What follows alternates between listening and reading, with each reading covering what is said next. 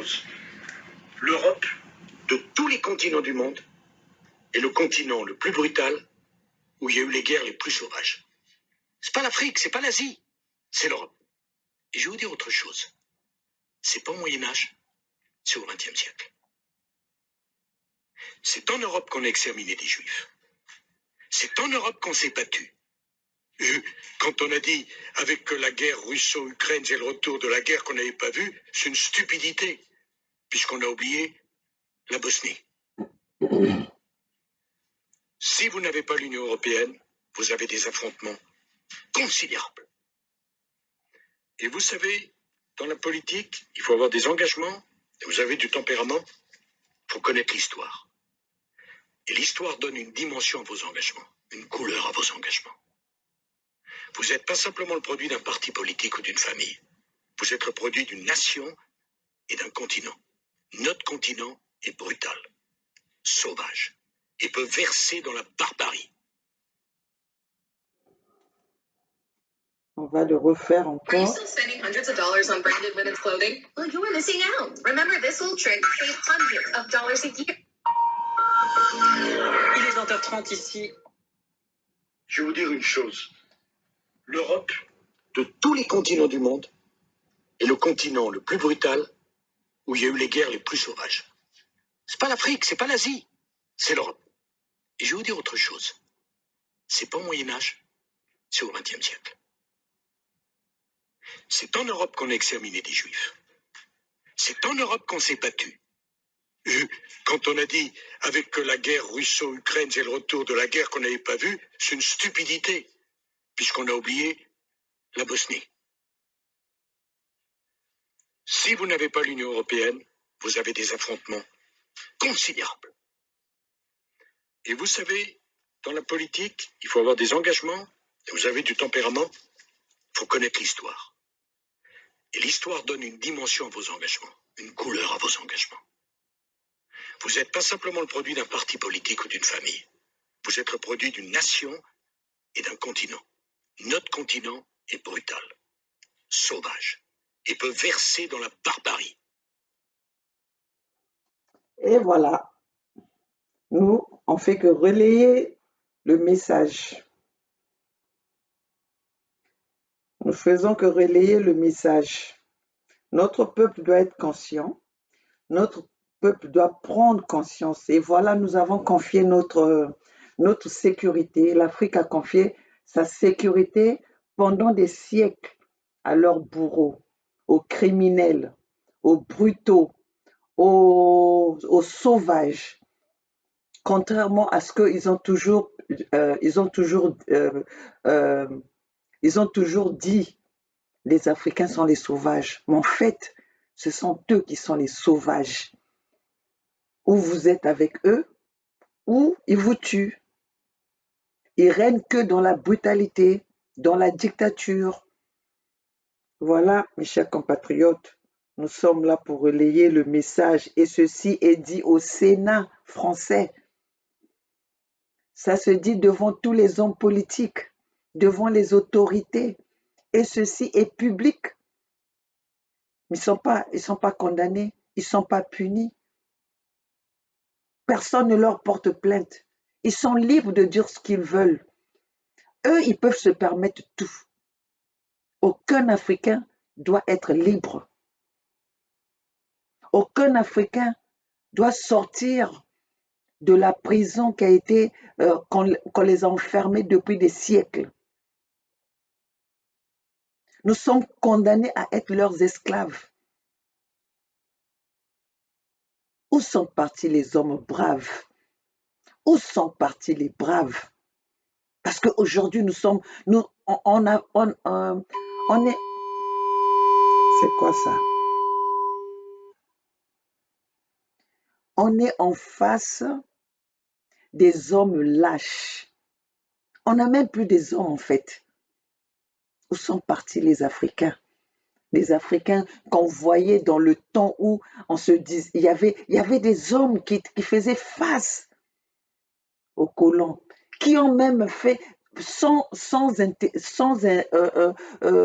ces études. Parce qu'aujourd'hui, ce que les Occidentaux ont fait, ils ont fait à ce que nos, que nous passons notre brave, je ne sais pas si ça se dit notre brave ou notre courage par l'intellectualisme. Nous, en fait, nous avons changé notre courage par l'intellectuel, par le papier, que par le papier. Donc, les gens, ils sont là en faisant en montrant leur force sur papier au lieu de montrer leur force par rapport par rapport à la vie actuelle, par rapport à ce qui se passe. Nous sommes dominés par ces hommes. Le papier nous trompe. Nos enfants sont abandonnés. Ce sont eux-mêmes qui ont détruit le système éducatif dans nos pays pour que nos enfants se sentent sous-estimés, pour que nos enfants se sous-estiment. Voilà, aujourd'hui, les gens, ils se disent, oui, il y a beaucoup de gens qui veulent se battre, qui veulent s'engager. Mais le fait que, deux fois, ils se disent, ils parlent mal français ou ils parlent mal anglais, voilà, ils ne veulent pas sortir. Et ça donne le pouvoir à ceux qui ont eu l'opportunité de casser le système éducatif. Mais nous allons apprendre à nos enfants, nous allons apprendre à notre peuple, le français ou pas le français, les études ou pas les études. Levez-vous là où vous êtes. Levez-vous là où vous êtes. Proclamez votre indépendance, la vraie indépendance, pas la fausse indépendance qui vous a été infligée sous couvert. Nous allons encore continuer pour voir. Toutes ces déclarations se font dans le Sénat. Toutes ces déclarations se font devant les autorités qui font la loi. Mais personne ne dit mot. Dites aujourd'hui, nous les mamans Olga qui sommes devant nos caméras, on vient informer notre peuple, on vient mobiliser notre peuple de la vérité qu'on leur avait tant cachée. Et c'est nous que ces gens-là sont derrière pour nous menacer, nous intimider. Mais moi, maman Olga, personne ne va m'intimider. Ni Biden, ni Macron, ni les autorités, parce que je connais mes droits et je les ferai valoir. Parce que je suis dans le pays où eux-mêmes, ils réclament la loi. Et la loi va se faire. Je vais utiliser le dernier mot de la loi parce que moi, je ne suis pas en train d'aller hors la loi. Ce que je proclame, c'est dans la loi. Je reste dans mes normes. Nous allons continuer. Les pays sauvages. Ceci se dit ça se dit au Sénat, dans leur assemblée, et personne ne dit mot. Ça a été dit, c'est le président, l'ancien président de la France, qui reconnaît que son pays est brutal, le plus brutal. Et nous sommes en train de le voir avec ce petit gamin qui montre aujourd'hui que la France, c'est un pays brutal, un pays de la dictature. C'est pour ça qu'ils soutiennent la dictature. Ils vont organiser le terrorisme sous couvert de la défense, sous couvert de la sécurité. Comme quoi ils vont pour faire la sécurité, ils vont pour établir la paix, alors que c'est eux-mêmes qui sont en train de créer ce désordre, cette insécurité. Nous allons encore voir ceci. Ont régulièrement cédé à la propagande de Paul Kagame. Il n'est donc pas étonnant que ce dernier se sente aujourd'hui tout permis.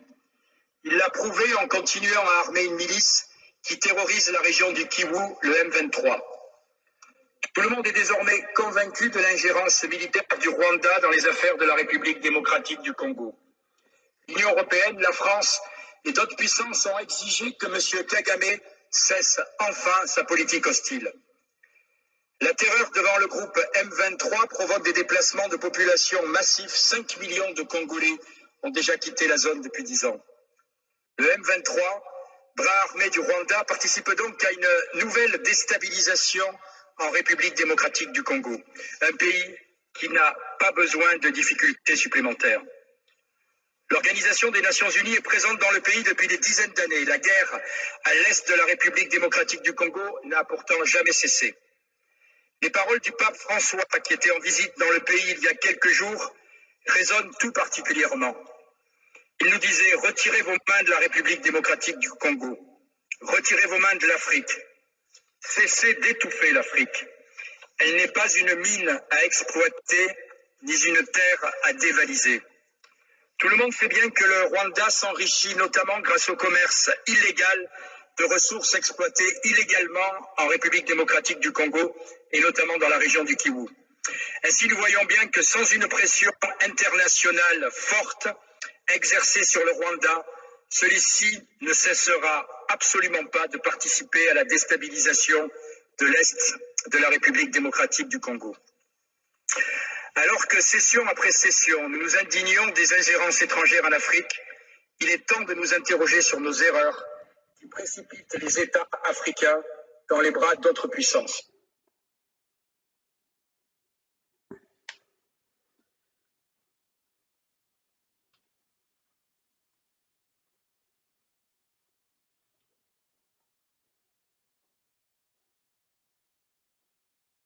Régulièrement cédé à la propagande de Paul Kagame. Il n'est donc pas étonnant que ce dernier se sente aujourd'hui tout permis. Il l'a prouvé en continuant à armer une milice qui terrorise la région du Kivu, le M23. Tout le monde est désormais convaincu de l'ingérence militaire du Rwanda dans les affaires de la République démocratique du Congo. L'Union européenne, la France et d'autres puissances ont exigé que M. Kagame cesse enfin sa politique hostile. La terreur devant le groupe M23 provoque des déplacements de population massifs. 5 millions de Congolais ont déjà quitté la zone depuis 10 ans. Le M23, bras armé du Rwanda, participe donc à une nouvelle déstabilisation en République démocratique du Congo, un pays qui n'a pas besoin de difficultés supplémentaires. L'Organisation des Nations Unies est présente dans le pays depuis des dizaines d'années. La guerre à l'est de la République démocratique du Congo n'a pourtant jamais cessé. Les paroles du pape François, qui était en visite dans le pays il y a quelques jours, résonnent tout particulièrement. Il nous disait: retirez vos mains de la République démocratique du Congo, retirez vos mains de l'Afrique, cessez d'étouffer l'Afrique. Elle n'est pas une mine à exploiter, ni une terre à dévaliser. Tout le monde sait bien que le Rwanda s'enrichit notamment grâce au commerce illégal de ressources exploitées illégalement en République démocratique du Congo et notamment dans la région du Kivu.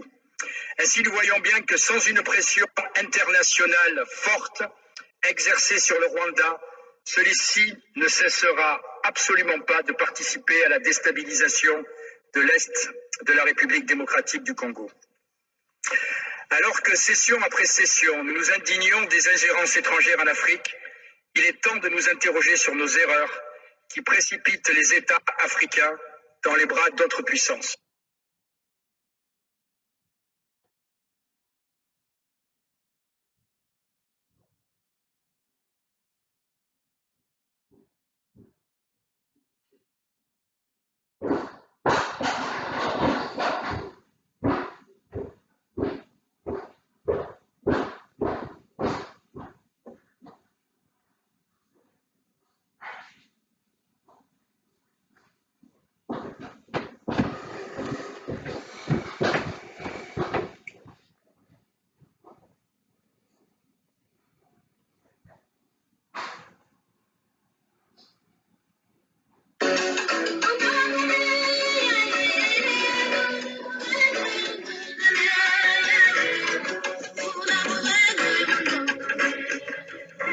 Cher peuple du royaume de Longo souverain et insoumis, cher peuple de la Fédération Congo souveraine et insoumise, je prends brièvement la parole en ce jour du 27 avril 2023, juste pour vous encourager à tenir bon et à poursuivre l'effort de combat contre nos ennemis connus et très bien identifiés, les Mboshi et les débrasistes de tout horizon confondus et de toute couleur de peau. En effet, vous avez pu constater que ces derniers jours, tous les démons de la République d'Oyo-Brazzaville, tous ces diables rouges du mal sont de sortie, notamment sur les réseaux dits sociaux, pour tenter de s'attaquer à l'unité du peuple Congo authentique, réuni au sein de la Fédération Congo, ayant à sa tête le Conseil fédéral Congo. Cher peuple, vous devez savoir que ces hommes et ces femmes GPS qui essaient de s'attaquer à vous et à votre fédération obéissent à une tour de contrôle bicéphale répandant au nom de Macron Sassou. Ces attaques sont donc la manœuvre du diable d'Oyo, chapeauté par son maître l'écoderme du palais de l'Élysée, à qui je réitère ici que mon peuple authentique n'est pas corruptible. En effet, l'argent sale, les billets tachés de sang que vous avez sortis des tombes n'a été mis en circulation que pour accentuer le degré de corruption incarné dans ceux qui étaient déjà corrompus, mais faisaient semblant d'être aux côtés du peuple Congo ou faisaient semblant de comprendre la souffrance du peuple Congo. Voilà pourquoi, hier j'ai écrit, je cite, « Peuple Congo, c'est la nuit que les syndicalistes du crime reçoivent leur ordre de mission. Nous assistons actuellement à la sortie médiatique, notamment sur les réseaux sociaux, de tous les membres de l'Union des Nguirisés de la République d'Oyo-Brazzaville qui ont reçu mission de s'attaquer aux dignes membres du Conseil fédéral Congo et aux authentiques filles et fils Congo. Le jour, le slogan de ces malfaiteurs est « Sassou démission ». La nuit, ces mêmes malfaiteurs, autour de leur chef le boucher d'Oyo, chantent en chœur « Sassou démission ». C'est donc la nuit que ces débrasistes reçoivent l'argent sale et leur ordre de mission. Vous êtes avertis. Fin de citation. Cher peuple, je tenais également à vous faire savoir que vos ennemis, nos ennemis communs, ont embauché une cohorte de féticheurs pour tenter d'abord de porter atteinte à la stabilité morale de chacun d'entre nous et pour ensuite essayer de nous distribuer ou de vous distribuer la mort. Mais grâce à l'assistance de Mfumunzambia Mpungu et de nos dignes ancêtres, nous avons fait échouer leur plan diabolique. Cher peuple, malgré les actes que nous avons posés pour arriver à refédérer le peuple Congo dans sa diversité, d'aucuns ont cru bon de continuer à fréquenter au quotidien les Mboshi et les débrasistes, ouvrant ainsi d'eux-mêmes la porte aux accusations de corruption et de traîtrise. Il y a donc un enchaînement à tirer aujourd'hui qui se résume en quelques mots assimilés à un mot d'ordre. Peuple Congo, divorcez tous des Mboshi et de débrasistes qui ne sont que des agents vecteurs du mal, des véhicules de haine, de division et de mort. En 2016, je vous disais déjà qu'on ne doit jamais négocier avec l'ennemi de son salut. Cet ennemi, on doit le combattre de toutes nos forces et dans le pire des cas, on dépose librement sa vie devant Mfumunzambia Mpungu pour la reprendre. Cette conviction, ancrée en chaque digne fils et fille Congo, reste d'actualité. Enfin, pour le Luango souverain et insoumis au sein de la Fédération Congo souveraine et insoumise, je dis oui. Pour l'application du décret royal numéro 4 visant à chasser de gré ou de force tous les occupants illégaux de nos terres, des terres léguées par nos ancêtres communs, je dis oui. Pour la négociation avec l'ennemi, je dis non, non et non. Pour la division de notre peuple, je dis non, non et non. Voilà ce qui doit être le chant des partisans de la Fédération Congo, l'hymne du combat et de l'offensive Congo contre nos ennemis. Vive le royaume de Luango souverain et insoumis. Vive la Fédération Congo souveraine et insoumise. Sa Majesté Tikaya Zinga Ier, roi du Luango au sein du Collège royal.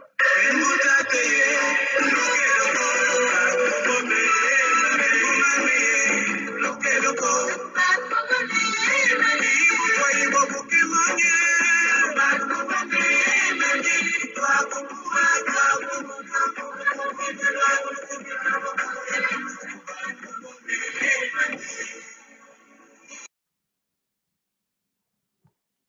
Voilà, ça c'était le discours du roi de Luango, euh, le roi de Luango, Tikaya Zinga Ier, qui a fait son annonce par rapport à ce qui se passe, à ce remue-ménage que nous avons eu à rencontrer ces derniers temps. Chers compatriotes, aujourd'hui nous sommes le 28 avril 2023. Denis Sassou Nguesso est en déplacement à Paris. Donc, Denis Sassou Nguesso vient recevoir le criminel Denis Sassou Nguesso qui aujourd'hui n'est plus à présenter autre que le criminel et le génocidaire, en complicité avec ses maîtres les maîtres de la France, les maîtres de Pompidou, les colons de la France.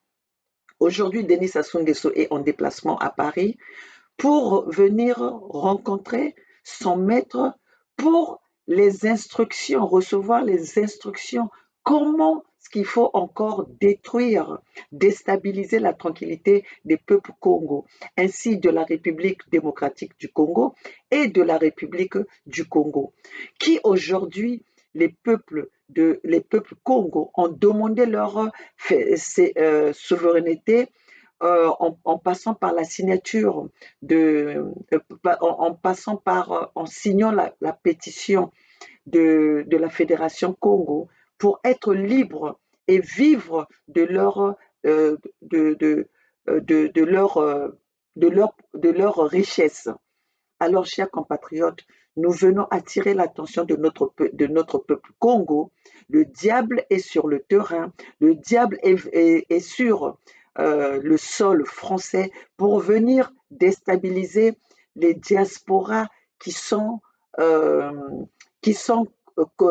peuvent être corrompus. Tout cela est pour déstabiliser la Fédération Congo, parce que la Fédération Congo a fermé, a coupé les liens ancestraux qui existaient entre le Congo, Brazzaville et le colon. Nous demandons, la Fédération Congo demande à tous les Congos d'être vigilants. Nous ne sommes pas dans la négociation, nous ne sommes pas dans le dialogue avec l'ennemi, car les peuples Congo, dans la naïveté, sans connaissance dans le passé, nous avons confié notre sécurité, nous avons confié notre bien-être, tranquillité aux ennemis, aux bourreaux qui aujourd'hui nous ont montré leur haine, qui nous ont montré que le goût du sang, qui n'ont fait que verser le goût du sang sur notre territoire. Alors, chers compatriotes, nous sommes sereins que notre peuple aujourd'hui ne se fera plus manipuler, notre peuple ne sera plus naïf aux tentatives de corruption faites par les Mboshi et le gouvernement de Macron. Alors, chers compatriotes, l'ennemi est sur place, nous resterons vigilants. La Fédération Congo était indestructible et la Fédération Congo restera intacte. Alors nous, dans la Fédération Congo, mes chers compatriotes, nous sommes sereins, nous allons continuer la route, nous allons continuer notre combat, la lutte a continué, le peuple gagne toujours, la Fédération Congo ou la mort, nous vaincrons. Vive les peuples Congo, vive les peuples conscients de la Fédération Congo. Nous sommes intacts et nous continuons notre lutte. La Fédération Congo n'est pas dans le dialogue ni dans les négociations avec l'ennemi. Nous continuons notre chemin. Vive le chemin de la libération. Vive le chemin de la Fédération Congo. La Fédération Congo où la mort nous vaincrons. Le peuple gagne toujours. Vive le peuple Congo. Vive le peuple de la Fédération Congo. Ingeta, Ingeta, Ingeta.